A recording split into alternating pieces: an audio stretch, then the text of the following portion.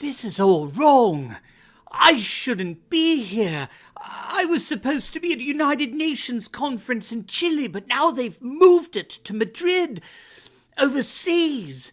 And you know I refuse to fly. Well, maybe they're trying to tell you something, Greta. How dare you? No, how dare you, you little hypocrite. By the end of this video, we're all going to find it astonishing that anyone could ever take you seriously. Greetings, everyone. Make sure to smack that bell and subscribe button. You have a new home here where we analyze current events in light of super awesome conservative trends so you can live in the present in light of even better things to come. And today, we're going to look at the top 4 most hypocritical aspects of Greta Thunberg. But first, a quick shout out to the sponsor of this video who's helping us keep the lights on, and that's our good friends over at Noble Gold. They're huge supporters of President Trump.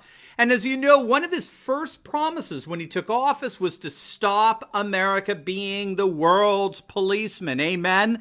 Right? To stop spending money and lives on stuff that has nothing to do with us. And as commander-in-chief, that's exactly what Trump has done in Syria. Now, with Veterans Day coming up, as well as Thanksgiving and Christmas, Noble Gold wanted to mark the leadership, courage, and vision of President Trump with this special coin. Made of solid silver, you have to agree it's the perfect gift for the patriot in your life. And until December, this fabulous gift has a whopping $10 off the price and a free display case as well. Click on the link below and use the code Steve Turley to get $10 off. It's a limited time offer, so make sure to get yours today. Click on that link below, use the code Steve Turley, and get your limited time discount today. All right, so Greta is back in the news again, and she's stuck. She's stuck in the United States because the UN conference that she was supposed to be attending in Chile has been moved overseas to Spain, and because she refuses to fly, she has no way of getting over there. And if you could believe it, there are actually articles out there recommending to Greta how she can get over to Europe in time for the conference while remaining faithful to her commitment not to fly. These globalist left-wing Marxist media types actually take her seriously. So while she's trying to figure all this out, how to cross the Atlantic in time for the conference, I thought this would be a wonderful opportunity for us to review the incredible hypocrisy of Greta Thunberg, as well as introduce you to a real environmentalist hero who may even change the way you see things. So make sure to stick with me to the end of the video. All right, so here we are, the 4 incredible hypocrisies surrounding Greta Thunberg. And if I miss one, by the way, that you know of, make sure to put it in the comments below. All right, so here we go. Number 1, as I'm sure many of you know, Greta came to the States by traveling on a zero-emissions yacht that used solar panels and underwater turbines that generate electricity on board. Greta refused to fly because of the carbon emissions, so she sailed across the Atlantic on this eco-friendly yacht. It took her weeks to get here, as I understand it. My, doesn't this sound like she's just so committed? I mean, what a saint. She's a patron saint of carbon-free traveling. Just one problem. 2 crew members had to fly across the Atlantic to New York to bring the boat back, while the 2 crew members that made the original journey flew back to Europe as well. So that's 4 different flights to keep Greta from making just 2 for a round-trip ticket. In other words, because Greta refuses to fly herself, she actually ends up imposing twice the carbon footprint. Listen to that. She actually imposes twice the carbon footprint on all of us than if she just chose to fly like any other sane person. Did you catch what I just said? She actually pollutes more than you and I do when we travel, and yet the Marxist media lauds her as an environmentalist saint. So that's the first hypocrisy. But it gets worse. There's a second hypocrisy. Greta wants to make it so that airplanes disappear, and the only way we can go back and forth across the Atlantic, more or less, is the way she did.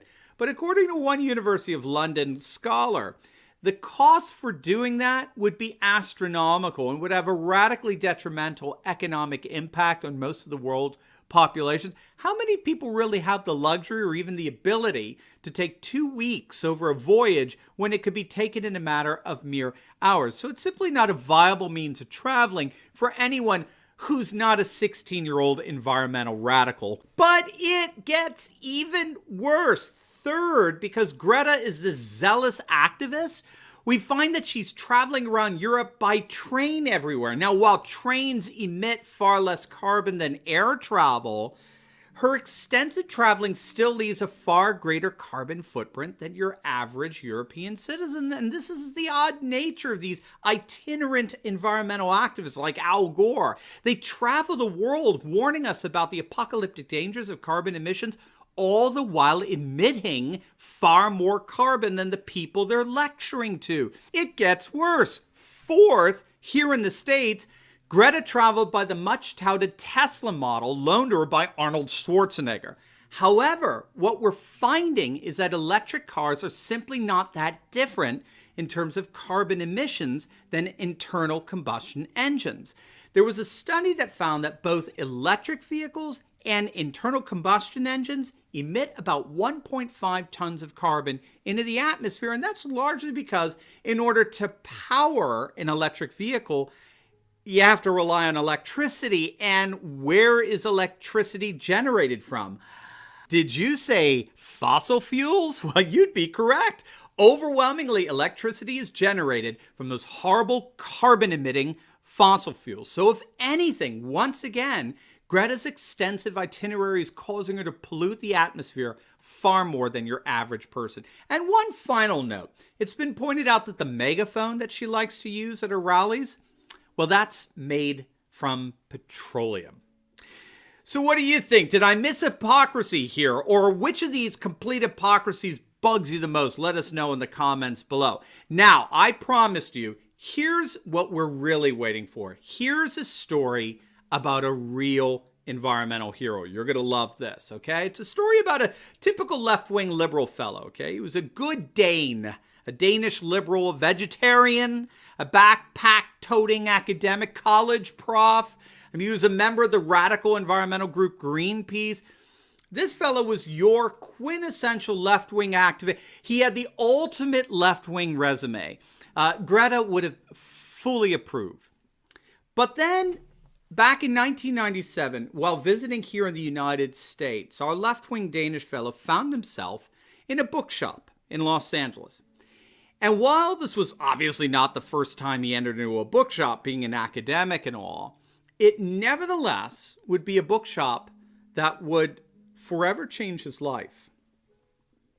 He was innocently leafing through an issue of Wired magazine, and he came across an interview with a University of Maryland economist named Dr. Julian L. Simon. Now, if you don't know Julian L. Simon, you actually do. He's the one who came up with the solution to airline overbooking problems by having airlines pay passengers to take a later flight, among other things. He's a very innovative scholar. Well, what our Danish fellow found was that Simon made a rather controversial argument in this magazine article. He challenged the whole notion, this pervasive belief that population increases around the globe would exhaust the Earth's natural resources, which is the fundamental premise for population control. So Julian Simon made the argument that population growth would in fact not overturn natural resources, and thus the whole argument for population control is bunk. Now, our Danish fellow actually received this article as, well, originally nothing more as American right-wing propaganda, but he noticed that it was being presented as academically serious. And so he returned to his university in Denmark, and he and his students began the research to debunk Dr. Simon's contentions. And what they did is they used figures from reports from the World Bank, the Food and Agriculture Organization, the United States Environmental Protection Agency. We could go on in terms of reputable resources. And as they were researching, to their astonishment, the astonishment of this Danish professor and his students, over the course of 3 months, to the shock of everyone involved, they discovered that their research uncovered the astonishing reality that they had actually begun to debunk their own left-wing environmentalist sentiments. Indeed, our professor was so convinced that his left-wing environmentalism had been debunked that he published his findings in this massive book, The Skeptical Environmentalist, published by Cambridge University Press. It's got over 3,000 footnotes, and the basic thesis to this book is rather simple. all the apocalyptic environmentalist pronouncements by organizations like Greenpeace and activists like Greta are outright myths. They are not true. The notion that the earth is falling apart, that there are these mass extinctions, that we are in eco-crisis, all of these notions are pure bunk. They're either irresponsible exaggerations or they are just flat out not true. And our good Danish friend has especially chided the Marxist media out there, our so-called mainstream media, for uncritically spreading these exaggerations and these myths. And as a result, our good Danish friend, Dr. Bjorn Lomborg, has become public enemy number one among the very Greenpeace activists with which he once aligned himself. So what do you think? Was Bjorn's story similar to yours? Were you once a climate change believer, but have now been liberated and seen the light and renounced all this Marxist nonsense? Let us know in the comments below. We'd love to hear from you.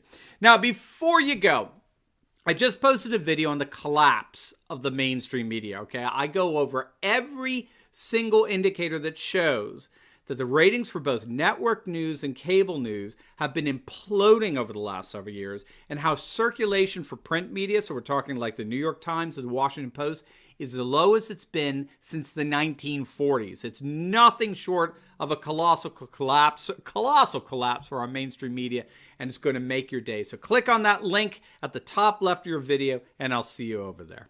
God bless.